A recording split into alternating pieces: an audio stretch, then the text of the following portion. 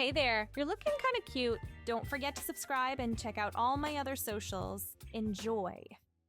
The mirror didn't lie. Reed stared at his reflection, barely recognizing the face that gazed back. The cosmetic procedure was supposed to be simple, a minor touch-up to boost his confidence before a big sales pitch.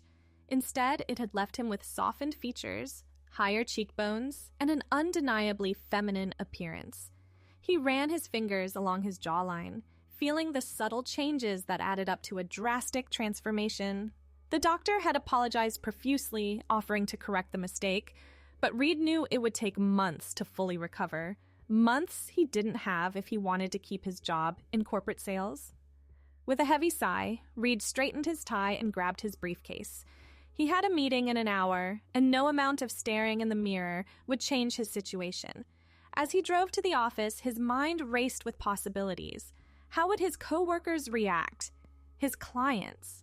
The elevator ride up to the 14th floor felt interminable. Reed kept his eyes fixed on his shoes, avoiding his warped reflection in the polished metal doors. When they finally opened, he took a deep breath and stepped into the office.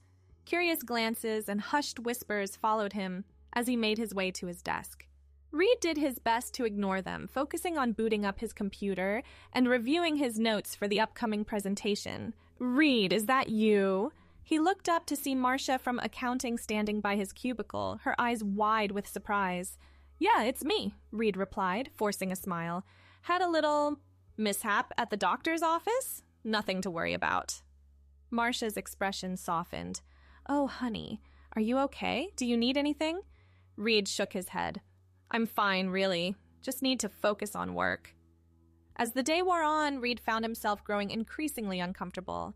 His shirt collar felt too tight, his tie like a noose. By lunchtime, he'd loosened it completely, unbuttoning the top 2 buttons of his dress shirt in an attempt to breathe easier. The presentation was a disaster. His clients kept staring at his face, clearly distracted by his altered appearance. Reed stumbled over his words, losing his usual confidence and charm. When the meeting ended, he knew he'd lost the sale. That evening, Reed sat in his car in the parking garage, unable to bring himself to drive home. The weight of the day pressed down on him, suffocating. On impulse, he opened the glove compartment and pulled out the clothes he kept there for emergencies: gym shorts and a t-shirt. Before he could talk himself out of it, Reed changed in the car, stuffing his suit into his briefcase. He caught sight of himself in the rearview mirror and paused.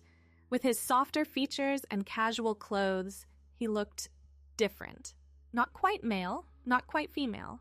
Something shifted inside him, a spark of curiosity, maybe even excitement. What if... Reed drove home in a daze, his mind whirling with possibilities. He'd always prided himself on his ability to adapt, to find creative solutions to problems. Maybe this was just another challenge to overcome. At home, Reed stood in front of his closet, staring at the rows of crisp dress shirts and tailored suits. They felt like relics from another life. Without allowing himself to overthink it, he grabbed his laptop and started searching online clothing stores. 2 hours and several $100s later, Reed had ordered an assortment of women's clothing: blouses, skirts, dresses, things he'd never imagined himself wearing. He told himself it was just an experiment, a way to blend in until he could get the botched procedure fixed. The packages arrived over the next few days. Reed found himself rushing home from work each evening, eager to try on his new purchases. He stood in front of the mirror, adjusting a floral blouse, smoothing down a pencil skirt. It felt strange, but not entirely unpleasant. The weekend arrived, and Reed made a decision. He spent hours getting ready, applying makeup, following online tutorials, styling his hair to accentuate his feminized features. When he finally looked in the mirror, a stranger stared back. A woman with Reed's eyes, but softer, more open. Heart pounding, Reed left his apartment and headed to a bar a few blocks away. It was far enough from his usual haunts that he was unlikely to run into anyone he knew.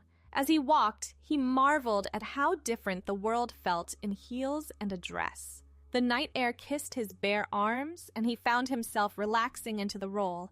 At the bar, Reed, or rather the woman he was pretending to be, ordered a glass of wine and found a quiet corner to observe. No one gave him a second glance. He was just another woman enjoying a night out. The realization was both thrilling and terrifying. As the night wore on, Reed found himself chatting with other patrons, slipping into a higher, softer voice with surprising ease. He laughed at jokes, shared stories, carefully edited, and for the first time since the botched procedure, felt truly comfortable in his own skin. The weekend experiment became a nightly ritual. Reed would come home from work, change into his growing collection of women's clothing, and head out to explore the city. He tried new bars, restaurants, even a few clubs. Each night, he grew more confident in his feminine persona. At work, however, things were deteriorating. Reed's performance continued to suffer as he struggled to reconcile his daytime and nighttime lives. His boss called him in for a meeting, expressing concern over his recent slump. "Is everything all right, Reed?" she asked, her brow furrowed with worry. "You've seemed distracted lately, and I couldn't help but notice the changes in your appearance." Reed squirmed in his seat, tugging at his collar. "I'm fine, really. Just dealing with some personal issues. It won't affect my work anymore, I promise." His boss nodded, but her expression remained skeptical. "I hope so, Reed. You're one of our top salespeople. We need you at your best." That night, as Reed prepared for another evening out, he made a decision. He was tired of living a double life. The person he was becoming at night felt more authentic than the facade he maintained during the day. It was time to take a leap. The next morning, Reed arrived at work wearing a tasteful blouse and skirt, his makeup subtle but present. The office fell silent as he walked to his desk, all eyes following his progress. He could hear the whispers start up almost immediately. His boss appeared at his cubicle within minutes. "Reed, can I see you in my office, please?"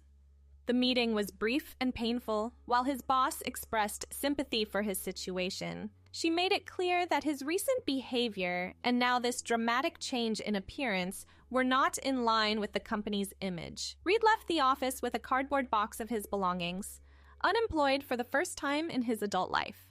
Standing on the sidewalk outside the office building, Reed felt a strange sense of relief wash over him. The decision had been made. There was no going back now. He hailed a cab and gave the driver an address.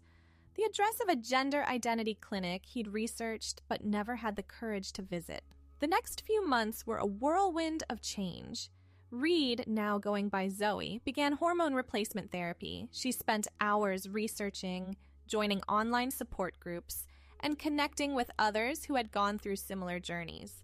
Zoe's body began to change, subtle shifts that added up to a dramatic transformation. Her skin softened, her body hair thinned, and she watched with a mix of fascination and trepidation as her chest began to develop.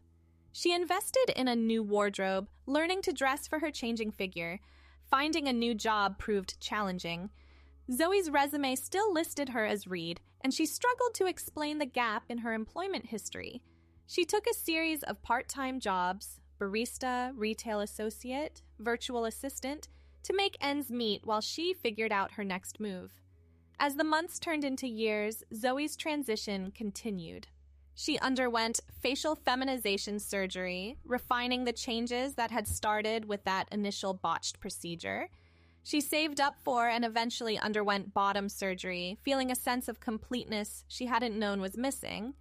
3 years after that fateful day in the mirror, Zoe stood in front of a full-length mirror in her new apartment. She hardly recognized the woman who looked back at her, and yet she had never felt more like herself. Her long hair fell in soft waves around her face, framing features that were undeniably feminine.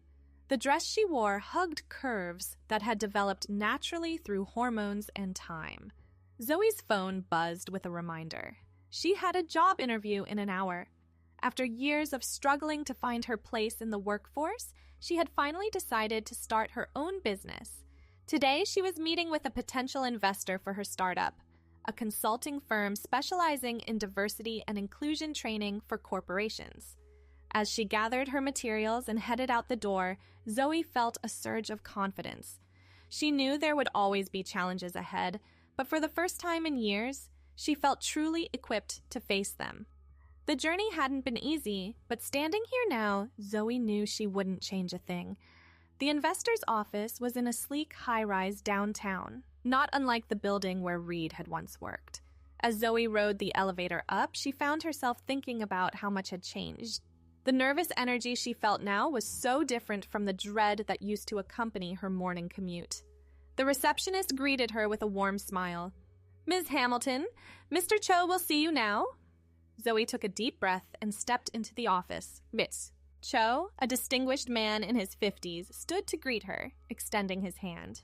"Ms. Hamilton, it's a pleasure to meet you. I've been looking forward to hearing more about your proposal." For the next hour, Zoe presented her business plan with a confidence she had never felt as Reed. She spoke passionately about the importance of creating inclusive workplaces, drawing on her own experiences without revealing the full extent of her personal journey. Mr. Cho listened attentively, asking thoughtful questions that Zoe answered with ease. As the meeting drew to a close, he leaned back in his chair, a small smile playing at the corners of his mouth. "I have to say, Ms. Hamilton, I'm impressed.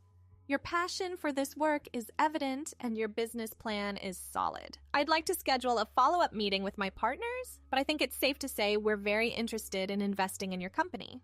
Zoe left the office feeling elated. As she walked down the busy street, she caught her reflection in a store window. The woman looking back at her was confident, successful, and above all, true to herself.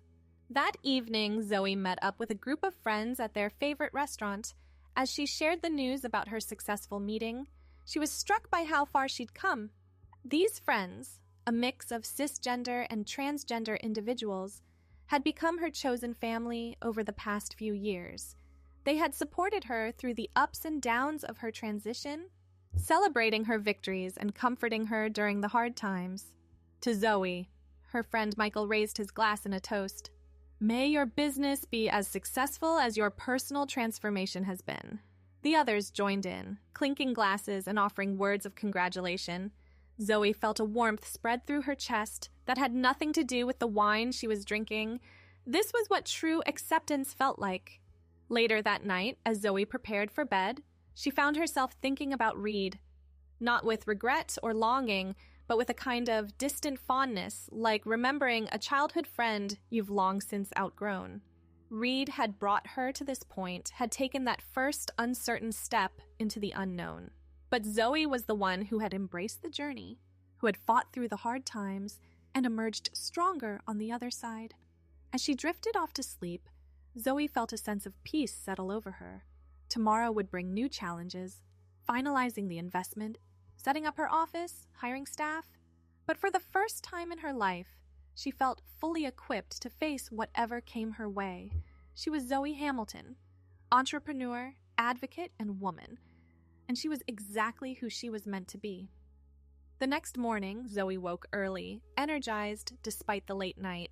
She had a full day ahead of her. Meetings with potential office spaces, calls with interested clients, and the daunting task of starting to build her team. As she went through her morning routine, showering, applying her makeup, choosing her outfit, she reflected on how much these simple acts had changed in meaning over the past few years.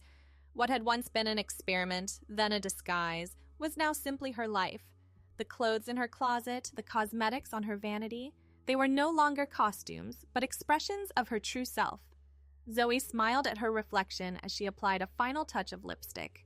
The woman in the mirror smiled back, confident and at peace. Her phone buzzed with a text from Michael. "Ready for the big day, boss lady? Don't forget to breathe." Zoe chuckled as she typed out a reply.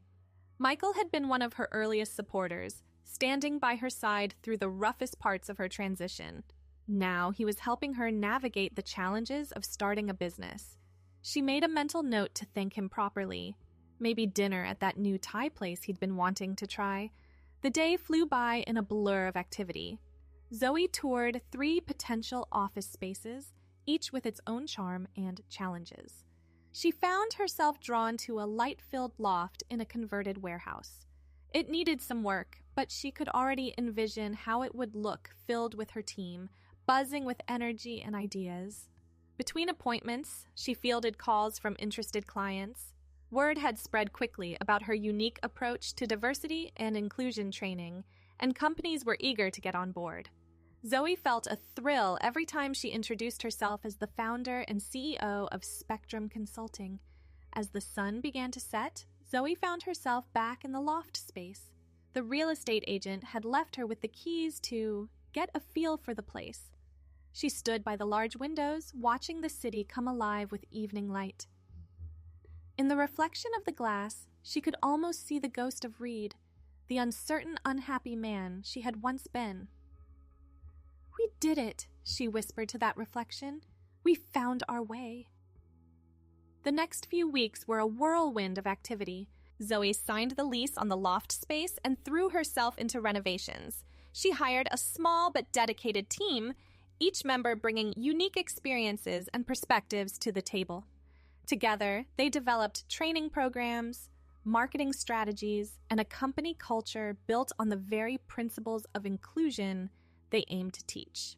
Spectrum Consulting's first major client was, ironically, the company that had fired Reed years ago.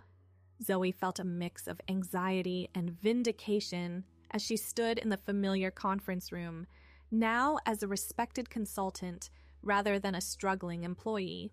She recognized a few faces, noting the surprise and occasional glimmer of recognition in their eyes. As she launched into her presentation, Zoe felt a surge of confidence. This was what she was meant to do. She shared stories, some personal, some collected from her network, that illustrated the importance of creating truly inclusive workplaces. Her audience was engaged, asking thoughtful questions and participating enthusiastically in the exercises she led. At the end of the day, Zoe's former boss approached her. "That was illuminating," she said, a hint of awkwardness in her voice. "I don't suppose... Did we ever..." Zoe smiled, extending her hand. "It's nice to see you again," she said simply. Understanding dawned in the other woman's eyes, followed quickly by a mix of emotions: surprise, embarrassment, and finally, respect. "You've come a long way," her former boss said softly. "We could learn a lot from you." As Zoe left the building, she felt a chapter of her life truly close. The anxiety and shame that had clung to her memories of this place dissolved, replaced by a sense of accomplishment and growth. Months passed, and Spectrum Consulting flourished. Zoe found herself traveling across the country, speaking at conferences and working with companies of all sizes. Her personal story, which she shared judiciously and always with purpose, became a powerful tool in her work. One evening, as she prepared for a keynote speech at a major tech conference, Zoe found herself reflecting on the twists and turns that had brought her to this moment. The botched cosmetic procedure that had once seemed like the end of her world had, in fact, been the beginning of a journey she could never have imagined. As she stepped onto the stage, greeted by applause from a packed auditorium, Zoe felt a profound sense of gratitude for the challenges that had shaped her, for the people who had supported her, and for the strength she had found within herself. "Good evening," she began, her voice clear and confident. "I'm here to talk to you about the power of authenticity in the workplace. But first, let me tell you a story. It begins with a man named Reed, and it ends, or rather continues, with the woman standing before you today." As Zoe shared her story, weaving it into a larger narrative about the importance of diversity, inclusion, and the courage to be oneself, she saw heads nodding, eyes widening, and minds opening. This, she realized, was her true calling, not just to live authentically herself, but to create spaces where others could do the same. The applause that followed her speech was thunderous. As Zoe made her way off the stage, she was approached by a young person, their eyes shining with unshed tears. "Thank you," they said softly. "Your story, it gives me hope. For the first time, I feel like maybe I can be myself too." Zoe felt her own eyes fill with tears as she embraced the young person. "You can," she assured them. "It won't always be easy, but I promise you it's worth it." Later that night, back in her hotel room, Zoe stood by the window. looking out at the city lights. She thought about Reed, about the journey she had taken, about the lives she was now touching through her work. She thought about the challenges still ahead, for herself, for her community, for society as a whole. The next morning, Zoe woke with the sun streaming through her hotel room window, casting golden streaks across the crisp white sheets. The events of the previous night, the keynote speech, the applause, the tearful gratitude of that young person lingered in her mind like a warm glow. She stretched languidly, feeling the delicious ache of a night well lived, and decided that today would be about celebration, not just of her professional triumph, but of herself, of the woman she had become, bold and unapologetic. She was in a new city, far from the familiar streets of her hometown, and the anonymity felt like a gift. No one here knew Reed. No one knew the years of struggle that had sculpted Zoe into who she was now. Here, she was simply a woman with a spark in her eyes and a spring in her step, ready to indulge in whatever the day might bring. And what better way to celebrate than by treating herself to something daring, something adventurous side she'd only recently begun to embrace? Thanks for watching. The rest won't be viewable on YouTube, so check out Patreon if you want more. I hope you have a wonderful day, my cutie.